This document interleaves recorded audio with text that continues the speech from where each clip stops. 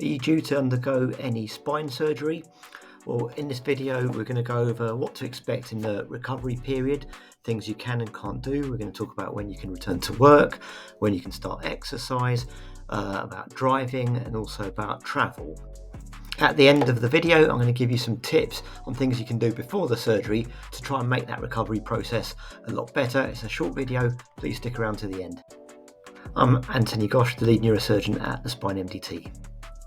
We'll cover surgery to the lower back, but also the cervical spine and the neck. The advice varies to some degree, and your surgeon will advise you depending on the type of operation you're having, how major it is, how many levels in the spine that are being operated on, whether it's a big fusion, whether it's a decompression. Overall, most of the advice is generally quite similar, so let's go over it. Right, so for most lumbar decompression type of operations alone, i.e. a microdiscectomy or laminotomy, laminectomy, just single level decompression of your spine where there's some trapped nerves. The idea is to free up the pain that's going down your legs predominantly. That's the reason for doing it. And you should expect to notice that fairly quick.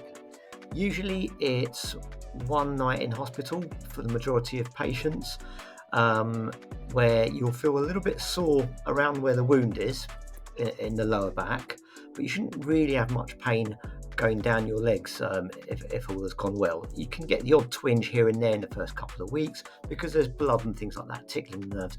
Most of the time it'll just be a little bit of pain around the wound, but we would expect you to be up on your feet walking straight away with the physiotherapist. My rule is if you can do a flight of stairs, a lap of the ward, and use the toilet on your own, that's your ticket to go home. You're probably safer and better off at home. At home, I'd expect you to be walking around a lot, doing things. You can walk outside. Preferably when you go out, you want to make sure you don't walk too far so that you can actually get back home.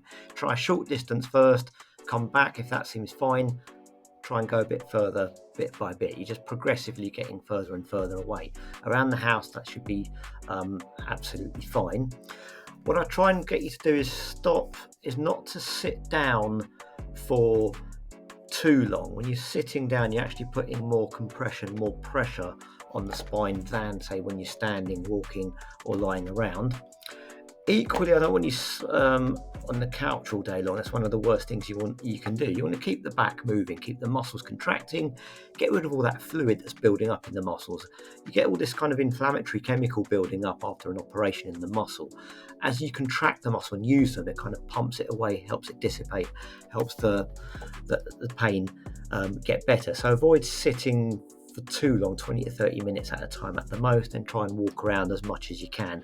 Obviously, you've got to be a bit pragmatic. No one walks around all day, so you can take some rest periods, have a little lie down if it feels too uncomfortable. With regards to returning to work, it often depends on the type of work you do. A lot of patients I see who develop this problem have a desk-based role, and in fact we know that desk-based occupations make you a bit more prone to these problems in the first place, and that kind of makes sense. With simple single-level decompressions, the British Association of Spine Surgeons leaflets on the different operations mostly advise you can return to work within a couple of weeks. We used to tell patients just generically 6 weeks off work as a sort of blanket rule, and I think both are a little bit extreme in my opinion. I agree with taking 2 weeks off. In my opinion, I say that thereafter, in the next 4 weeks, just gradually phase in to full-time. Don't go straight into full-time at 2 works. Just gradually phase it in. So by the end of week 6, you're back into full-time, and that way your body can gauge how it all feels. I think that's the best way forward. If you're undergoing a lumbar fusion, where there's metalwork in your spine, even though we call it minimally invasive, we've still disrupted the back a little bit. We want the bones to fuse. You've got a cage between the two bones, some screws there. We want that to settle in quite nicely. I'd say take a bit more time off work. Say 4 to 6 weeks is fine. In that time, I do expect you to move around. I expect you to walk and everything, but just allows you that bit more time to recover before going back into it. Now, if your job is a bit more manual, involves you lifting things, lugging stuff around, or driving even, Whether it's a fusion or a decompressive operation, I'd probably advise 4 to 6 weeks off, and then sort of light duties to start with for the first couple of weeks, and then ease into it. Your body will tell you at that point, and you'll be able to see. So that's what I advise for the more manual jobs as well. And this is for more extensive operations, more the fusion types of operations. Now, during this recovery period, it's normal to have pain in the back, in the muscles around the wound itself. If you've had a lumbar fusion done, and that's for sort of chronic back pain that you've had beforehand, most patients say the type of pain they feel after the surgery is very different to the type of pain they feel before the surgery. So they certainly feel a difference, and the things that cause the pain are slightly different.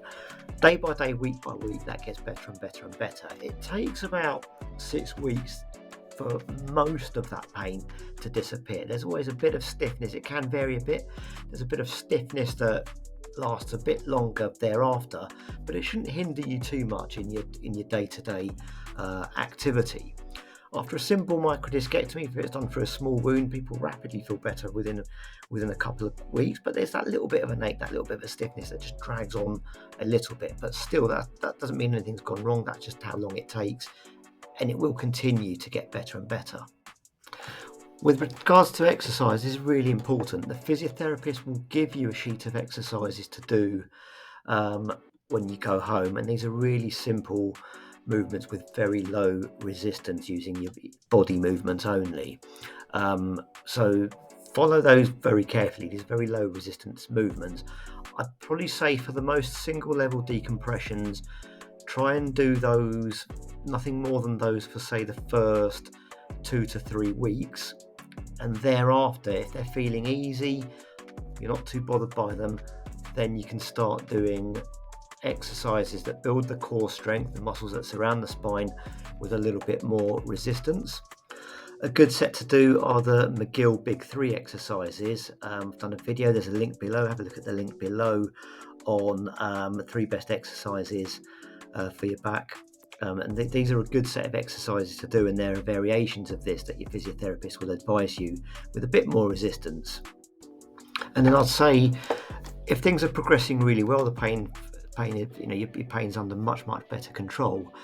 In terms of returning to the gym and doing exercises with weights, heavier weights, my advice usually is just wait 2 to 4 weeks. When you've disrupted that disc space with the surgery, sometimes there can be loose fragments that break away and come out. So that's why the core strengthening stuff's really important. If you strengthen the core, you're kind of creating a natural brace around the spine that supports it and prevents these fragments coming out, because that segment just becomes a bit more rigid. Once you're into that phase, then you can start adding more and more resistance, and then you can return to the gym. If you're an avid gym user, you know how to do the exercise in the correct form, that's fine. Go easy at first with the weight. You've been out of the game for a while, so you're not going to be able to go back to the weight you were lifting just prior to the surgery or before that even. So just test it out a little bit first, what the pain feels like with some very light weights before easing into it. I cannot recommend strongly enough the importance of using a personal trainer at this stage. They will guide you really well through this to make sure you're using the correct form. And then what I hope for all my patients is that this becomes a lifestyle modification. So you start using the gym, a personal trainer more, maintaining good fitness and a strong core, and that will help prevent this sort of stuff happening to you again in the future. With a fusion operation, a more extensive operation, it will take a little bit longer to get back in, but that doesn't mean you shouldn't do anything. The physio exercises I just mentioned, keep doing those, and then you add more and more resistance. You're predominantly focusing on building the core strength, but in addition to that, if you've been out walking and your distances are good, you can try some light running, preferably on a treadmill first, decent set of trainers so you don't have that impact, and then you can build it up. Cycling is okay. I'm a bit cautious about that heavy forward flexion, that very prone position of the abdomen that sometimes can push free fragments of disc back. I don't want to create too much caution around it. I'd rather you did something than did nothing. But just be a little bit cautious with cycling. Maybe try on an exercise bike first, see how it feels. Try short distances. Probably nothing in the first 2 or 3 weeks like that, but thereafter you can slowly get back into it. Now, if you do a sport which involves a lot of rotation of the waist, such as golf or racket sports, squash, tennis, things like that, where there's lots of rotation of the core, rapid rotation, it's best to make sure the core has enough strength regained before doing that. Those rapid rotations around the discs can cause more shearing. So that's really important before. So I'd say give yourself a good 4 to 6 weeks before returning to that kind of sport. Have a look at the links below for my video on back pain and golf. So to summarise for exercise, your core strength training should be the foundation of your training before getting back into the normal kind of exercise activity you do.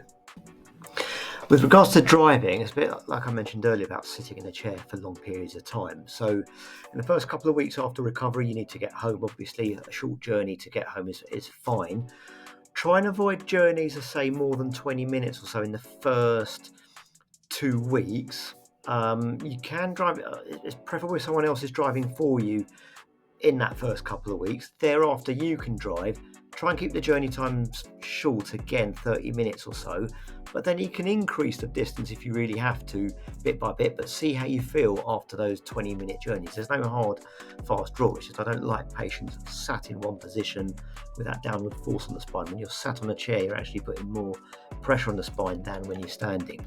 So avoid long distances, or don't go on a huge driving holiday in the first 4 weeks or so. Just try and wait a little longer with that. But overall, we should be able to get back into it. You have to be able to do an emergency stop.